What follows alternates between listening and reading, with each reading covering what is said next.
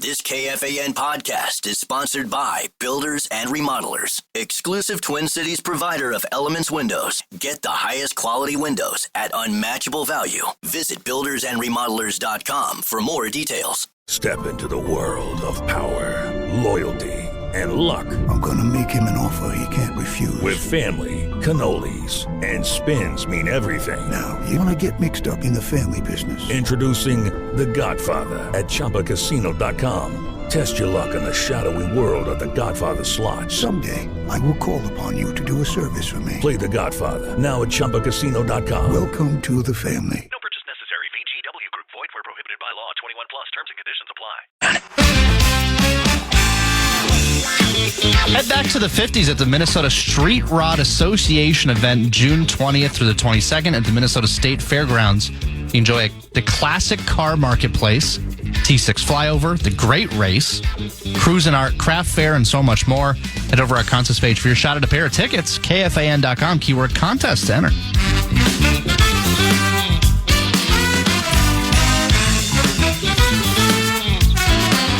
As I mentioned, Jimmy Jam's going to join us next segment to talk about the news that Sly Stone has died at the age of 82 years old. Interestingly, he mentioned to me via messaging that he was just on a panel regarding the Sly Stone documentary that Questlove put together with a couple of others just not that long ago, in which Sly's daughter was involved as well. So we look forward to that discussion. I haven't heard the last few hours what's been going on specifically or especially in California after a fairly tumultuous weekend. A couple things on that now, and I'm sure we'll get more into it, if not later today, tomorrow's show as well, really probably throughout the week if this thing continues to take off, is the biggest concern I have. I hate to make this all about strategy because there's more at stake than strategy. But in the end, I think strategery has to be an important part of this conversation. And I hearken back to a tweet from a political observer named Damon Linker, who yesterday tweeted out long before the 24 election, I worried this was the most likely path to American dictatorship. Trump administration acts brutally to round up people for deportation in blue cities. Protesters create mayhem. Violence escalates. Trump invokes Insurrection Act to restore order. Martial law imposed. We're not there yet, but it's part of, I think, the legitimate concern where one ends up feeding on the other, and as a strategy, you end up losing if you are trying to peacefully protest policies. And I've said all along, on the border, I have no problems with the changes that frankly needed to be made. We've talked about it for years in the during the Biden administration. I thought our border policy was a disaster. There were plenty of numbers to back that up. There were plenty of individuals from the Obama administration, including Jay Johnson, who backed that up.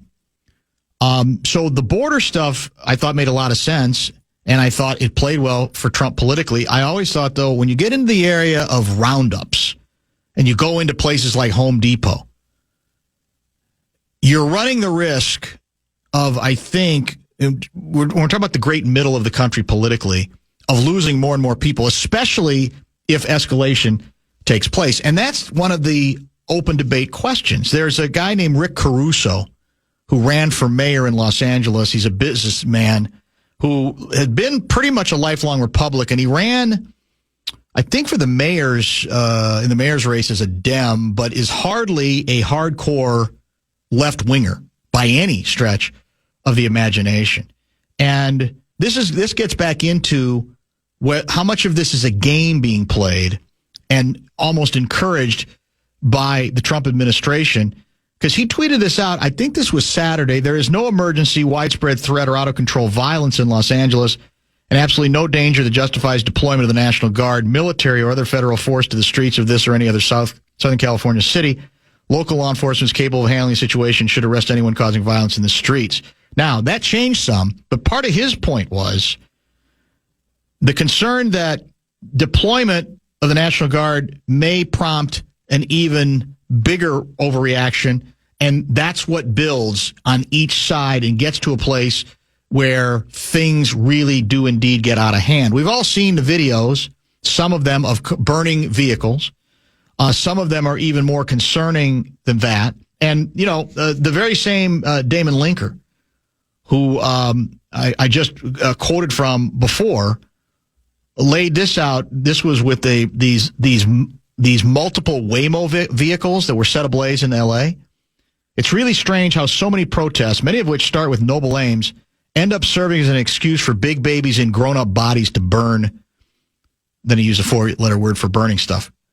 And there's an element of this that if you believe Trump has crossed certain lines that are unforgivable, there has to be some acknowledgement that some of the individuals, unfortunately, who are involved in this are individuals who just do want to mess stuff up.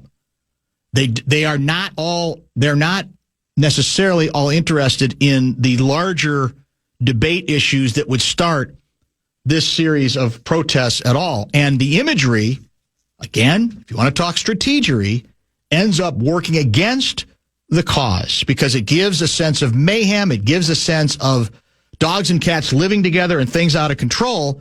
And in the end, all that's going to encourage is the notion that the president is going to come down twice as hard. By the way, he did tweet yesterday, no more masks are going to be allowed from protesters, which, of course, is ironic, given that there's been controversy in Minneapolis and other places about masks worn by some in law enforcement in some of these occasions. Like, how about, is there any chance for any consistency on this issue? Not so much. One other item, Connor Friedersdorf is a writer for The Atlantic who I like, who's California-based. And he wrote, I thought, a very good, dispassionate overview on this thing. The concern that everybody should have, that this thing, if it spins out of control, where is it going to take us? How much worse is it going to be? He writes, in such a fight, Trump critics have repeatedly, let me back up. Far-sighted protest leaders should do everything in their power to keep those demonstrations law-abiding. Under the Trump administration, the rule of law is among the most precious safeguards Americans possess. Appealing to it, Trump critics have repeatedly prevailed in courtrooms, where Trump is least likely to succeed with his most dangerous gambits. In contrast, street violence gives Trump the ability to fight his enemies with the law on his side and with trained armed personnel to enforce it. In such a fight, Trump may well prevail in the court of public opinion, but if he is seen as needlessly escalating the dispute and bloodshed follows, more Americans may come to reflect that the same man who was president during the civil unrest of summer of 2020, civil unrest of January 6, 2021, and the civil unrest of today. Whether one attributes blame to Trump himself or to so-called Trump derangement syndrome, the sad and dangerous spectacle of Americans fighting one another happens alarmingly often when Trump is indeed in the White House. A president attuned to America's long-term interest in the many global challenges our nation confronts would try to lower the temperature rather than inflame a clash that could have deadly results. I don't think he has any desire to lower the temperature. I think he's living for the temperature to be raised. The question is if our some people, whatever their attempts to protest here, are going to hand him that opportunity. And that's where I think at the start of this summer, this thing could get very, very scary. There is much more to say on this and many other subjects. We are going to return to not the toy department, but the music department when we come back and chat with Jimmy Jam about his own reflections on the musical career of a musical heavyweight, Sly Stone, who's died at the age of 82. Jimmy coming up next, and Johnny Athletic. Ryan Reynolds here from Mint Mobile with a message for everyone paying big wireless way too much. Please, for the love of everything good in this world, stop. With Mint, you can get premium wireless for just $15 a month. Of course, if you enjoy overpaying, no judgments, but that's weird. Okay, one judgment. Anyway, give it a try at mintmobile.com/switch. Upfront payment of $45 for 3-month plan, equivalent to $15 per month required. Intro rate first 3 months only. Then full price plan options available. Taxes and fees extra. See full terms at mintmobile.com. 5:30. The Lynx look to continue their run to repeat as Commissioner Cup champions this Wednesday at 9 p.m. as they take on the Seattle Storm. You can listen to it right here on the Fan and hear every game this season on the Timberwolves/Lynx channel on the free iHeartRadio app thanks to RBC Wealth Management.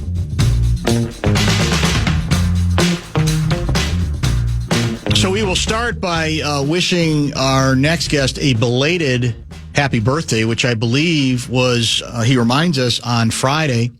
Jimmy Jam, kind enough to join us via the Connecticut Water Systems Hotline. Will you remind our listeners what you were doing as part of the Friday birthday celebration? Hey, Dan. So on Friday, I actually was I was moderating a panel, or part of a panel, for a screening of Sly Lives, which is the documentary that Questlove directed, the recent one. And it was cool because everybody sang happy birthday to me right at the beginning of it. And everybody thanked me for, on my birthday doing this panel for this screening.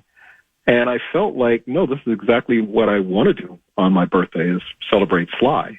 And so ironically, a few days later, he's left us, Hard to believe, yeah. I was exactly where I wanted to be, and I'm glad I was there. And his daughter was the moderator of the event, which was really cool. His son was there, so I got to meet him, and it was a great way to spend my birthday, actually. You remind us that his daughter, Sly's daughter, is a DJ in Los Angeles. Of course, as we mentioned on the show earlier when the news broke, Sly started as a DJ in the Bay Area, a little bit further north from there. She's a DJ as well. Is that correct? Yeah, she is. She's on a station out here called KCRW. And it's a great station because it basically allows her to play whatever she wants to play. It's not a formatted station. And most of my music discovery, I will say, comes from listening to her show, quite honestly. So it's pretty cool. And she's a very accomplished DJ. She does clubs and she does a whole lot of different things. But she's on the radio every day. I'm going to read you a text that came in when we were breaking the news earlier, when the news broke, responding to it or reacting to it. This comes in from, I don't have a name, but it's a 612 guy. Sly Stone was Prince before Prince was Prince. There's a riot going on. A response to Marvin Gaye's What's Going On is a masterpiece. Do you agree with much of that? What do you think? Well, I agree with all of it. I think that Sly's influence on Prince was amazingly strong. Starting with just the musician side of Prince, his rhythm guitar playing, which to me is my favorite. His solo stuff, his soloing is great, and obviously, but his rhythm guitar playing to me was the key of what made Prince so funky.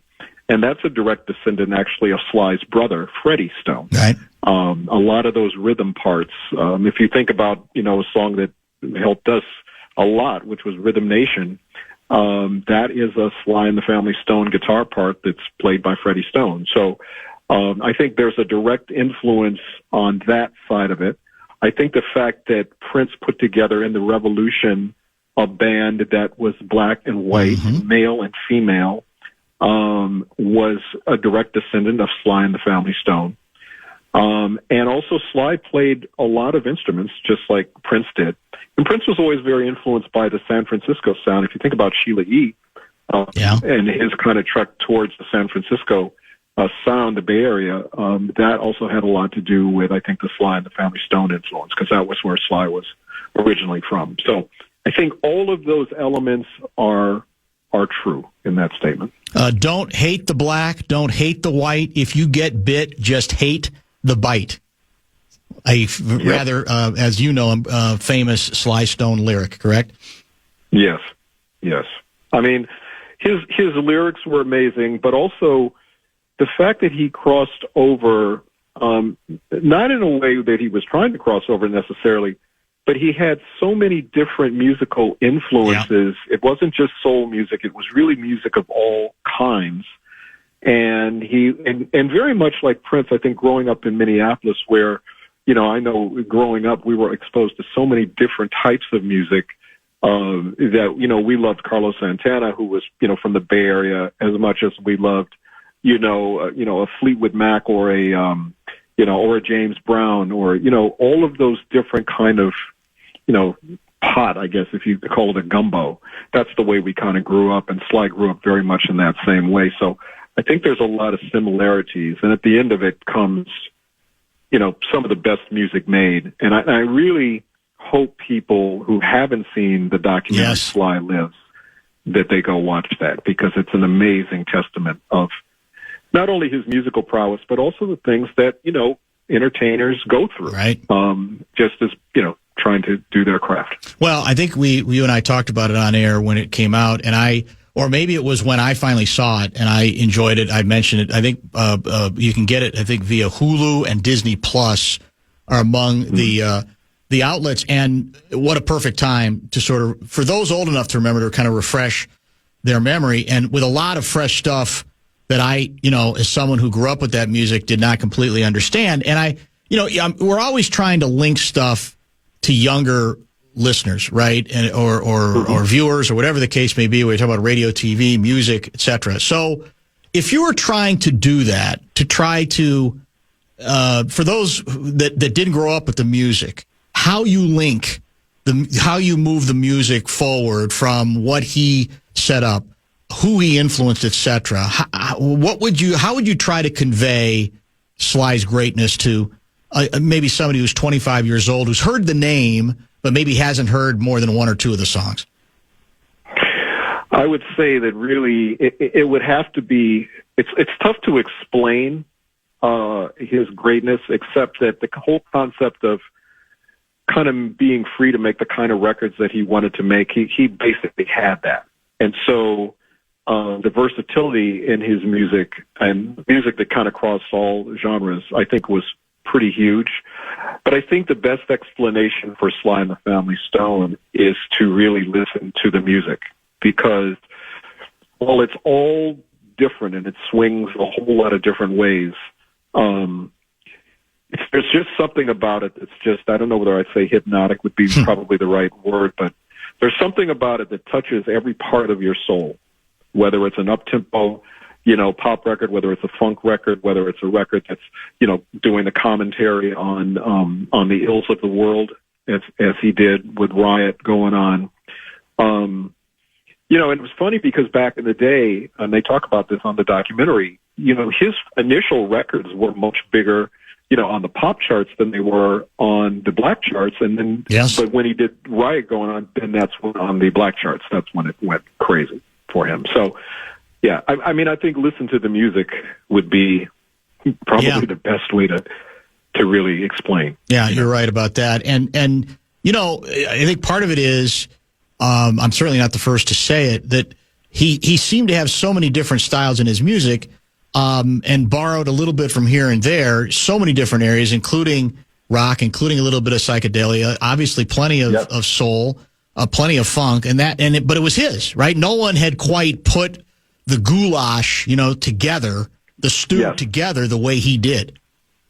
No, that's absolutely right. And that's the thing that's so unique about him, was he was able to take all of these different styles of music, whether it was gospel, it was rock, it was, definitely psychedelic rock, from that era. But if you think about it, and by the way, the other Questlove documentary, which is called Summer of Soul, that was out a couple of years back, there's a piece in that where Sly plays. And what's ironic about it is that the part in Summer of Soul where Sly plays was probably a week or 2 weeks before Woodstock, which was the live date that really exploded them. And it's interesting to think about that there was a band that was kind of under everybody's radar, because most of the music, at least on the black side of music at that point, if you think about it, was the Motown influence. And when groups came out, for instance, they were all kind of dressed alike, if it was the Gladys Knight and the Pips, or if it was, whatever those groups were back then, the Temptations or whatever, they all were all dressed the same in kind of suits and that. And all of a sudden, Sly comes out with this huge afro with these tie-dyed clothes and this whole thing. And it was like something that people hadn't experienced before. And then he literally did that during Summer of Soul, during that concert, but then literally a week later, 2 weeks later, does the same thing at Woodstock and just takes the world by storm. So it's a pretty amazing music story, and it really changed music. It really changed what was accepted musically. We are chatting with Rock and Roll Hall of Famer Jimmy Jam, kind enough to join us, reacting to the news that Sly Stone has died at the age of 82 years old. And one of the things that that I always have felt sad about regarding his story is, I feel like for so many decades, even if he was at a point where he didn't want to do music anymore or didn't have much music left in him, that that people wanted to tap into him, right? They wanted to tap into to his musical genius and the history and the analysis he might have been able to give, and he couldn't, right? It seemed like, despite some really earnest efforts by people to get him there, he either wasn't interested or his mind was just not as a good enough place. I know some of that is discussed in the Questlove documentary. But that has always been one of the saddest parts of it to me, is that, man, you'd think thered be a gold mine of stuff to tap into, but he just didn't seem to be able to do that. Yeah, there's an irony to almost outliving your genius. Yeah. I guess is the way I would put it. If you think about someone like, Twin Cities, think about Prince. I mean, Prince was obviously a genius, but he went through periods where people weren't understanding what he was doing, whether it was the period where he had slave written on his face, when he changed his name to the symbol, all of those different kinds of things. And you kind of go, well, wait, why is all that happening? I think Sly went through some of those same types of things. I think he was very happy in the unit that he had, the Family Stone, the initial group. There was a magic to that set of musicians. And when he started creating records without them, either on his own or with different people, it didn't have that same magic. So if you think about, people that we've lost really early in life, like think about Jimi Hendrix, where he never grew old to us. He just died a genius. And I think if you live 82 years like Sly was able to do, at a certain point you almost outlive the genius. And I think that's probably one of the things with him. And also, obviously the drug use that was involved with Sly, I think definitely took its toll. It's really tough. I think now we can totally celebrate him. And I'm glad I actually texted. Questlove was actually the person that texted me today about Sly passing early this morning. Mm-hmm. And I said, at least there's a testament to his greatness that he created, where people now, you can just point them to Hulu and go spend 90 minutes on this.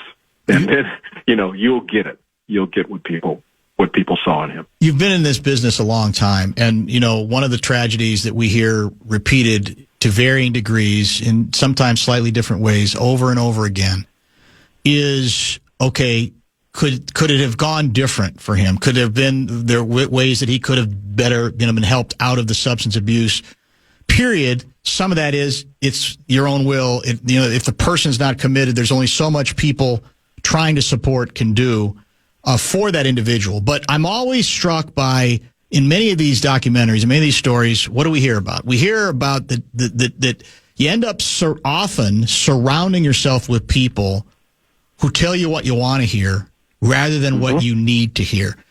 Can you speak to that whole issue? Because I'm sure, you hear of it, you've been around it, you see the toll that can be taken just on that basis alone. Yeah, well, it's kind of tough, speaking just about the drug part of that. If you have people around you and your surrounding people are all doing drugs with you, they're not going to help you get off the drugs. And also, if the people you have around you are all on the payroll, they're going to say whatever they can say to stay on the payroll, as opposed to what's your best advice. I know, and it's a different example, but I know with Prince, one of the things that was really interesting to me was that early in Prince's life, he had Andre Simone, he had Morris Day, who were friends. And Morris would be one of the first people that would always tell Prince, man, I don't know about that, man. He didn't have any reason to ever, just agree with him out of that. And I will say my partner, Terry Lewis, was very important in Prince's life and he liked Terry because Terry never succumbed to whatever. Prince would say something and Terry would go, man, that's bull crap. Terry would just be really real with him. I think it's important that you have people in your lives that are like that, that just kind of set you straight every once in a while, because listen, we all go astray in our own ways. Yeah. And it could be a family member. It could be, a best friend. It could be somebody, it could be somebody in therapy that you go, visit with or whatever, that to just kind of set you back straight. Like, no, hold on, man. That's crazy. Like, you can't do that, or you shouldn't do that. And I think a lot of people kind of fall into the same trap of, having people around them that are yes people that just kind of allow, whether it's bad behavior or bad habits, to just kind of happen. So, I don't know. I mean, it's unfortunate that's part of the story, but too many times, particularly in the documentaries, as you said, there's so many documentaries that kind of have that same through line to them. And it's unfortunate, but it just is, I guess it's the reality of being creative. As you well know, in fact, we may have even already mentioned this before, Sly started, DJing, but he was also doing a pretty significant amount of producing, right? Music producing as well. What can you tell us about that and how that might have informed ultimately, the directions he went when he started doing his own stuff? Well, I think that it's interesting because that trajectory of doing the radio first was really interesting. I DJ'd on radio a little bit and then in clubs. And for me, it was such a great musical education, I guess I could say I got, because, in a club, you learn how to pack a dance floor or clear a dance floor. You learn how to pick the right records to do that. And even in a band in the early days, you learn other people's hit records. So you learn about how to then make your own hit records. I mean, there's something that is kind of cool about that. But I remember one of the earliest records, I think it was the Beau Brummels, if I'm not mistaken, was one of Sly's early records, and people were shocked that he was such a good producer, but then he was able to take all of the things he learned. I think the Birds, if I'm not mistaken, was one of his two, and there was different people he worked with, but then he was able to take all of that knowledge and put that into the music that he did. And the first album that they did wasn't a hit album, which was interesting. And I can't remember who told him, but one of the record company person or somebody said, man, you got to make it more simple, like so people understand it. And that's when he came up with Dance to the Music, which was the first really big record. It's the first record I remember hearing on the radio, Sly and the Family. Is that right? Yeah, first one. Mm-hmm. Yeah, that was the very first one I remember hearing. And it was so unique because, it actually broke it down into the different parts, because it was so super simple. Dance to the Music, super simple. But then it was each of the members of the group. Larry Graham did, I'm going to add some bottom, right? And I'm going to play my guitar and all this different, stuff. It was great because it showed you how the song was put together. It was almost like instructional on how we're putting this song together into a 2.5 minute hit record that was amazing to hear. It just jumped off the airwaves. I remember hearing it back on AM radio back in the day, and it just kind of jumped off out of the speakers. I think he produced also Grace Slick's first band. I don't remember the name of the band, but I think he worked with her. I mean, the names are endless. Yep. Yeah, it's what a talent. Somebody asked via the text line, what's the best record for somebody not familiar with Sly to listen to? I'll give you my nomination, and I don't think it's considered, with all of his albums being the best of the best. I loved Fresh. I think Fresh came out in 73, and I just thought there was something more mature about that one that I it just happens to be mine. Was my favorite, but it's one that I tend to go to for when people ask because I just think it had a very unique sound, even by his standards. Yeah, because Fresh was when he was. They had lost, I think, at that point, a couple of the members. Yep. And one of them, I think, was the drummer. So Sly started experimenting with drum machines at that point. And if you think about, drum machines now are very common. But if you think about some of the first drum machine records, the Fresh album was probably one of the first ones There was a hit record. And I think, Fresh is a great entry point for people, I think. However, I also think if you just want to kind of capture the whole kind of spectrum of what Sly did, you could just go straight to Sly and Family Stone's greatest. That's true. Because literally between Hot Fun in the Summertime, which is totally different from Thank You, which is totally different from something like Running Away, or, it's all these different things. And one of the nice things about playlists now, one of the nice things on streaming, is if you go to a Sly playlist, for instance, or you even go, I know Novena Carmel on KCRW, they have a app, and I'm sure she has a Sly playlist on there because she actually DJ'd the screening. After the screening of the movie we did, she then DJ'd, and she played a whole set of Sly records with different, outtakes of things and different special versions of that. I'm almost positive that's probably up somewhere, on either on her site or on the KCRW site. So, but there's a lot of ways to immerse yourself in the Sly. I think Fresh as an album is a great way to go, so I'm with you on that one, Dan. But I also think, literally, if you go Sly and the Family Stone's greatest hits, you won't hear two songs that sound the same. Yeah, and they will be all totally different, but all brilliant in their own way. You're going to get more of the hits as well. Which album was Family Affair on? Do you remember? Oh, Family Affair was on. I can't even remember. I just love the song. I can't either. But I will ask you this: so how do you rate him? Because a lot of their vocals were kind of group vocals, but in that song, it's largely him. There's some background stuff there as well. What about Sly the vocalist when he just sang? Oh, he was an amazing vocalist. There's a really obscure album. I'm sure once again it's probably up on streaming sites, but there was an album that him and Billy Preston did together. That is some of the most ridiculous singing and keyboard playing, as you can imagine, that you would ever hear. But Sly as a vocalist was an amazing vocalist, but he also had really great vocalists in the band. Yeah. And I always liked the way that they traded off vocals. Larry Graham was a great singer, of course, went on to have his own solo career, and of course worked with Prince for a long time. But Rose, his sister, had a great gospel voice. And so they were all, the vocals on those records are interesting. And by the way, if you want to hear, to me, an example of his influence on Prince, a great record to listen to was 1999. Because if you listen to that record, up to that point, Prince had done most of the vocals himself. But on the song 1999, Des sings a part, Lisa sings a part, and that's very much in the Sly and the Family Stone trade off the vocal type thing. As we wrap up, this is a great primer. I really appreciate the time on very short notice. Give me an update on what you guys are, how things are going for you, what you guys are up to right now.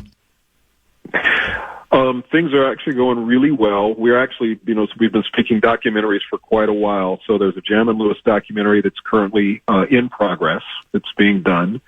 We are also getting ready to direct our first documentary, which is going to be on Gamble and Huff and Tom Bell, the Mighty Three out of Philadelphia. Yeah, right. And we've started working on that. We've never directed anything before, but it's a story that we feel should be told because it's some of the greatest music that's ever existed in our minds. So we feel we want to do it, and Questlove is an executive producer on that along with us. And we just finished executive producing a documentary on Curtis Mayfield. Oh, nice. It's actually directed by the artist Her. And it's simply the music story of him and the way that he influenced her guitar playing and her approach to music. And it's a super musical documentary in that literally through the documentary she learns the way that Curtis tuned his guitar and even writes an in-title song inspired by Curtis. And we just did it at South by Southwest, premiered it there, and we'll figure out where exactly it's going to end up, but nice. We're really excited about that. Those are some outstanding projects. Keep the music, keep the music history lessons going, which I know is an important part of what you guys want to continue to do. By the way, for the record, there's a riot going on where Family Affair was on. I'm pretty sure That's the album. That sounds right. And it's wonderful. Really appreciate you giving us the time as always, my friend. Thanks for catching up. Be well, and we'll be in touch. Thanks again. All right. Thanks, Dan. Appreciate you, Jimmy. Thank you. That is Jimmy Jam, Minnesota's own, reacting to the news today on Sly Stone, who's died at the age of 82 years old. That was a great primer, I think, especially for people who might not be as familiar with the music and trying to figure out, well, why are you guys spending the time on this that you are? I think there's good, if you care about popular music, I think there's every reason to do so. If you want to chime into what's happening in your favorite KFAN shows, you can make your voice heard on the Bradshaw and Bryant KFAN text line. So let us know what you have to say by texting your message to 64686. That is 64686. Standard text message and data rate supply.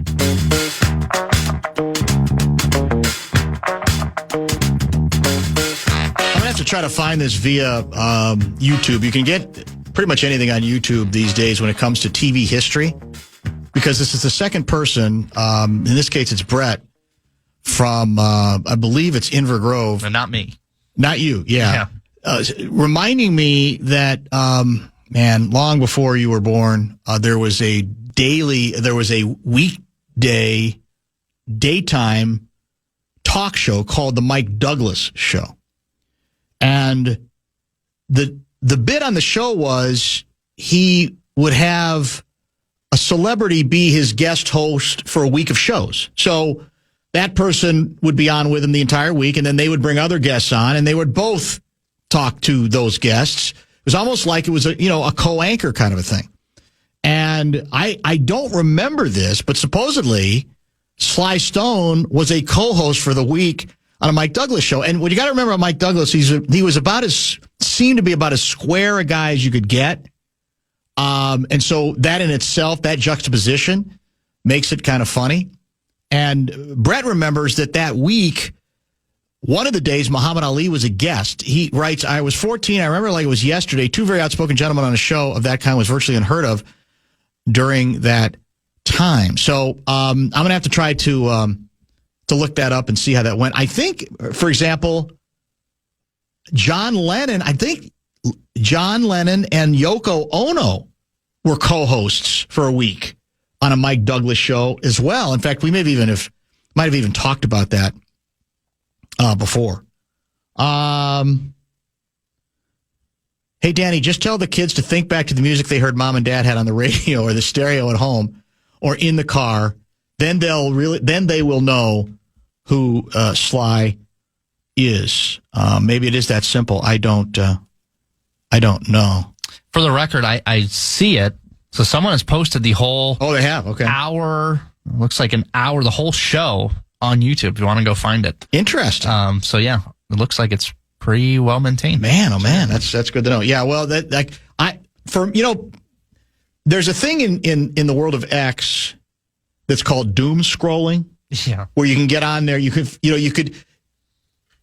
find yourself almost hypnotized, whether it's a subject, maybe it's California, maybe it's something else, and you suddenly look up with a start and you realize, my God, I've been doing this for the last 63 minutes. I think that's what doom scrolling is.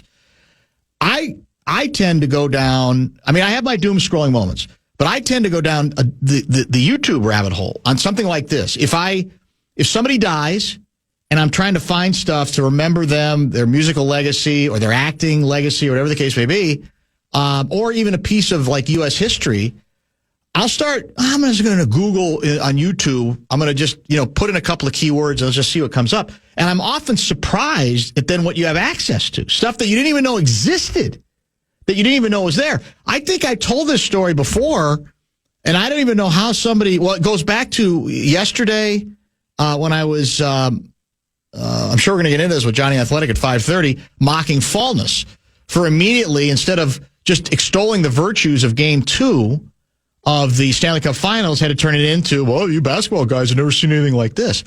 Well, somebody who was, I guess, watching or reading that exchange, they found via, again, YouTube, a series of films kind of spliced together, edited together, of the Stanley Cup Finals, I think it was 71, that involved the Chicago Blackhawks. And I've told the story on the air many times before. Home games then, during the playoffs, were blacked out of the Chicago market. So that year, when they're in the Cup Finals, I am in my driveway shooting baskets, listening. I brought out the transistor radio. I'm listening to the games. And in Game 7, the deciding game, Jacques Lemaire, you remember him? Used to coach here, had a pretty good run, our only time to the conference finals. Jacques Lemaire gets Montreal back in. I want to say they were down 2-0 at this point with a shot, a slap shot from beyond center ice that Tony Esposito muffs on. And you can imagine that's a pretty unusual goal in the Stanley Cup Finals, right? I know it happens occasionally, but in regular season games, not that much.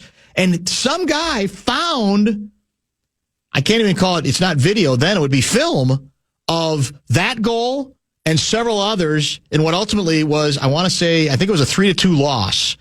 That was, at the time for me, because, by the way, I wasn't paying much attention. The Chicago Bulls had been in Chicago then by like 3 or 4 years. They were terrible. I think they were an expansion team in 67. So I was, Kevin Fallness, more of a hockey guy than I was a pro basketball guy, just because there was more history. And I'd followed the Blackhawks since I was like 6 or 7 years old. But somebody found it. It's an example of you never know what you can find online. And it's been probably 30 years, maybe longer, since I've seen film of they called it the phantom goal because it just seemed to come out of nowhere. And Tony Esposito, his excuse afterwards was it was an extremely warm day in Chicago. The ice was soft and almost like there was a fog in the Chicago stadium is what he went with. And almost like there was some sort of visibility issue, which is why he couldn't pick up the puck off of Lemaire's stick. It was, I think I even retweeted it. I think I retweeted the link. So you're a hockey guy. You should look at it, if nothing else, just to see how ancient everything looks. The equipment, the masks, everything about it. But that was, I know Minnesotans think they're the only ones who ever suffer. That was a devastating setback, especially, as I said, because one goal was from past center ice. Another goal was the puck kind of like caroms off the backboards and comes straight back out just to the left of the goaltender while a member of the Montreal Canadiens is flashing towards the goal for basically another gimme. That's how the Blackhawks lost the Stanley Cup that year. So there you have it. Top 5 coming up. What do we have? Got a couple championship series to talk about and some breaking news out of Title